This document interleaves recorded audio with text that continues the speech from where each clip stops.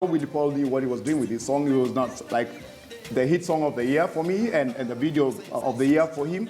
He was just doing something I believe that was just to excite kids who are on holiday, and that's why there's a lot of dance element that is being employed. For me, it's a size 8 lost song, and this is a good A win for Paul, loss for size 8, you think? Not even a win for Paul as such, because the last songs he's been releasing were better than this, by far. I mean, what we hear is just a refrain, what you'd call a chorus of sorts, and guys dancing. Like she's saying, the choreography part of it is very good, but the song element, the creative element around it, doesn't work at all. It's very weak.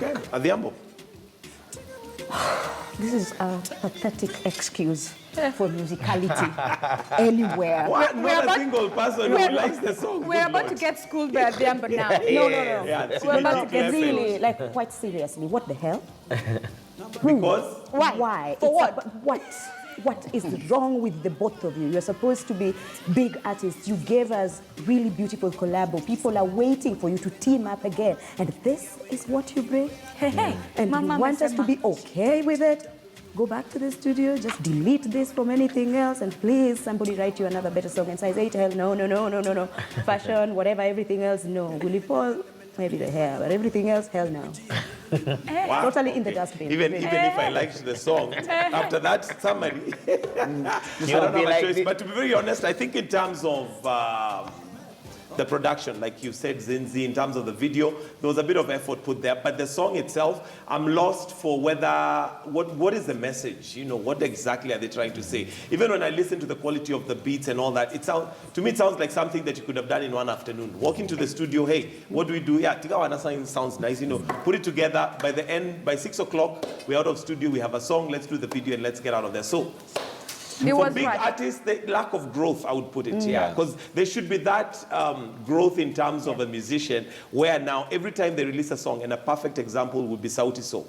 The minute you hear there's a Sauti Sol song, your expectation is built. Then after it's built, you're not disappointed. Or Elani. Exactly. You're as good as your last story as a journalist. I mean, even Nadi just did one with his latest artist, Diamond Platnumz, and everybody always says we are on his side. But yes, every time you hear he has something new, I mean, it's not disappointing. It's also out there. And in comparison, if we know the songs that were out last week, and this is one of them, and then you want to make noise somewhere. Exactly. And you know, that's a dilemma. It's the season when many artists are releasing songs. We just had Vivian and Chameleon the other day are releasing nice videos. I mean, this season you cannot just bring something that will sort of be like a January time when there's nothing to play and let's try this video and all that. No, for Size 8 was not done anything like, say, very creative, powerful in a long time. I know our element of creating ourselves into that space of I'm a gospel artist and we have appreciated that. I think it's a time for her not to tag along Willie Paul or anybody else. We want to see the Size 8 we know coming out as powerful as she did. All right, so well, there you go. That's the analysis. And later on today on Friday Chat, we're going to be having Jimmy Gates. So we'll also... Why are you laughing? Why are you laughing? No, we love Jimmy. I think we love a Tigawan and a part 2. But his Tigawana was nice. No, it wasn't Tigawan, it was Tigawan. Shetani it was something. Okay, it was something. Yeah, but he has a new song as well, so we'll also be putting that on the scale. But anyway, let's now move on to our hot topics this week, and we'll start off with Ezekiel Mutua coming out to ban some stage names. And of course here, Stevens, you'd be very handy in letting us know some of those names. Help us understand. Help us understand, because... right? That's why you called me Mwendo. Yes, Mwendo. Yeah. That is where you call Mwendo and you that space. So that you're not in that space. And the reason being, majority of these songs that were, rather, these stage names that he had an issue with were from Ukambani. So, of course, many of us may not understand what these names mean. It was a research, national research, but... Zero din. No. So yeah, some of those names maybe just hide. Is it that they are very crude names? Okay? There's one that is obvious, and we'll not dwell on that. But the others which maybe were left. I mean, from time immemorial, my people. I know Kambani, Kitui, Kangundo. Makueni is watching, and we all know that. And it's not just Kambas who like these songs. Just to be real, practical. I've been to South Coast with Kenya Maria, not once, not twice. And we know the kind of following these guys get. Wherever they go, they are they're just a crowd full. And their shows go from 6 in the evening until 6 in the morning. the next day. Yeah, I know guys from that area, apparently their energy levels are normally very high. And this is without the influence of anything. But just to bring it to context, let's get Ezekiel Mutua to basically refresh our minds on some of those names before Stevens breaks it down for us. Kuna baadhi ya waimbaji katika nchi yetu hata stage names zao nipata wengine Ukambani, mmoja anajiita sijui Katombi, mwingine sijui Maima, wengine sijui Buzi ya Unguu. Yeah, so Stevens. Mike, my mom is awake, so... They're that bad. Okay, basically, maybe we can just use a general term. The thing about Kamba musicians, and like you're saying, a lot of energy, and that's what drives Kamba music, and also the dance element. If you know, Kambas would move any part of the body in the dance, during the dance flow, and so for on. a very long time. What you've seen around Kamba musicians, and now he's talking about the vernacular musicians, and not the celebs we would write about in Pulse. And the whole story, by the way, is the cover story of Pulse today. If you just get to the center spread of page 8 and 9, we had this conference where Mto is talking about these musicians, and he gave us backwards. He gave us the research that had been done on this kind of music and all. The names, he talked about the names, offensive names, offensive stage names. The ones is just spelled right there. I would not want to repeat them. And I think the thing is not just to repeat them and say what they mean, but I'm looking at it in terms of context. Is that going too far to ban stage names? And that is just a name. Many of us may not even understand what they mean. But could that, Zinzi, you? Let me tell you something. Ezekiel Mutua, I don't know. I think he's done everything. He banned Netflix or he didn't ban Netflix. I mean, you know what I mean? Like, it was Wolf of Wall Street. And I understand, like, it's his job to make sure that as the media and content online is right. But I have a feeling the next thing he'll ban is Christmas. He'll be like, nah. Christmas? At this rate. Okay, but stage names... No, but does it have a point? Because here we are, one time, here we are complaining that our morals are going down and all this is happening. Yet, when he takes a stand and says that, look, some of these names are not acceptable, what are you trying to get across to? You know, Michael, like you said, some of those stage names, even I personally may not know what they mean, and that's why I'm happy that he's here to help us understand that. Let's see if it will work. Let's see if people will be more creative with their stage names. My point is these musicians, and that's part of what the story is talking about today, these musicians do this kind of music for a given crowd. Forget the videos that could be on YouTube and could be for everyone. But when you look at the kind of guys these guys target, and the kind of language these guys speak in their locality or in their very setting, is the kind of language you'd find around the same people that are being played for the same songs. I mean, Ezekiel Mutua has every right in his office to ban what is calling vulgar, offensive language kind of a thing. I think at some point you feel, even you cannot play those songs around, like I'm saying, I cannot say this before my mama who could be watching this show. You cannot play these songs around, whether it's kids, whether it's a family setting, you cannot play those songs. And I know many radio stations in Ukambani right now, vernacular radio stations, are not even playing these songs at all. But these songs that can be a big hit in the disco place or in the club place, where people are in that environment, wameshika kakitu. So whatever he's saying just goes. Okay, so point here being, he has a point. Does he have a point? Yes, he or not? has a Because point. every time he makes an announcement, I think we have a tendency to just react and say, oh, there goes Ezekiel Mutua again. But does he have a point, Solo? Do you think he has a point in this case where we are on one hand complaining that our moral fiber is completely going out of the door, and here you have somebody who's decided, you know what, I'll take a stand, I'll be the gatekeeper, and I'll stop things where I think they should. Then when he does that, we still complain. Well, I think we have bigger issues in the music industry or even in the entertainment industry at large than focusing on names. As Steven says, these guys have their own crowd. Even if that guy changes his name from something to Wakatimba to Stevens to Solo to Zinzi, what are we looking at the end of the day? He's not changing his music.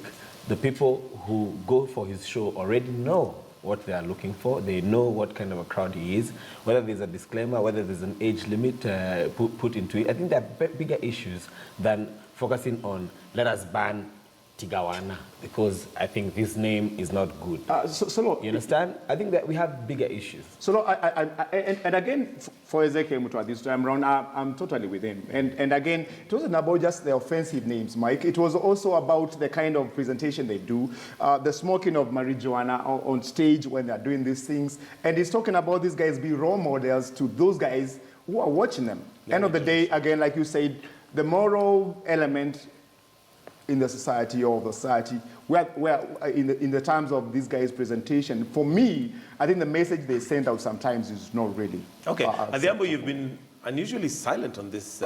Because I think that if you check the mandate that the guy has been given, and that is why there's still another press conference happening today around 9 o'clock, that is supposed to get stakeholders to agree on what exactly he has mandate to do. I think Ezekiel has good intentions, but I think it is the how that is the problem, because he wants to look like he's holier than thou, and you cannot preach down on people and tell them I'm right and you're wrong, and my God is the better God, and this is not good enough.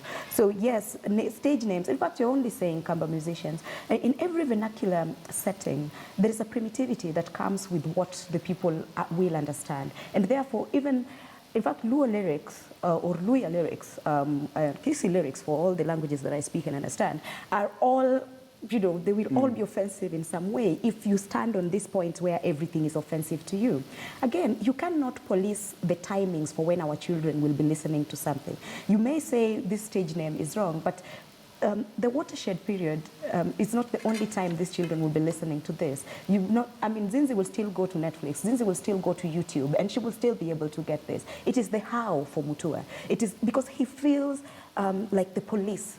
I don't know, not even the police, the Pharisees. Remember the Pharisees, the way they could just say, all these things. He looks like the Pharisees, and I think that is why there's a lot of resistance on the things he wants to do. They're not generally wrong, and also the mandate is overstretched. So that is why people are coming back on the table to discuss some of these things he is saying. Okay. So that's really why. But then he just needs to change the how. All right, and the Pulse, like we mentioned, has that story and basically an analysis, so do get yourself a copy of the Standard and by default, the Pulse. But let's move on to another musician who also has equal controversy on stage, and this is Kanye West. And for one reason or the other, he just... But there seems to be something, okay, I've read some of the analysis, and there are some who are worried that he might actually be having a problem. Could I jump on this one first? Of course, of course. I'm not like the biggest fan of Kanye West, but let me tell you, there are people who are very huge fans of Kanye West, and this week for them has been equally a difficult week as that of Kanye West. Two things I'd like to say when it comes to Kanye West, him coming out to rant about Beyonce and Jay-Z and what's the other guy, Donald Trump, and saying that black people need to stop looking at racism. He was ranting, and this is not the first time that we are seeing him doing this in his concerts, And Kanye West is a very open-minded artist. I think that's also one of the reasons that he is very good at his work. He says what's on his mind, So he's not one of those people who is very timid and shy because of industry big players, the bullies within the industry. He comes in and he says what he wants to say. Now, whether he has a mental problem. And by the way, it's like an actual issue. Mental problems is nothing for us to joke about. And here within the African society, we don't talk about it. I'll say what Lady Gaga actually tweeted to him and said, you know what, you go take care of yourself. You do what you need to do, all right? And if it had to portray out of that rant that he made during his performance, then I'm glad that he's getting the attention that he needs. That's one.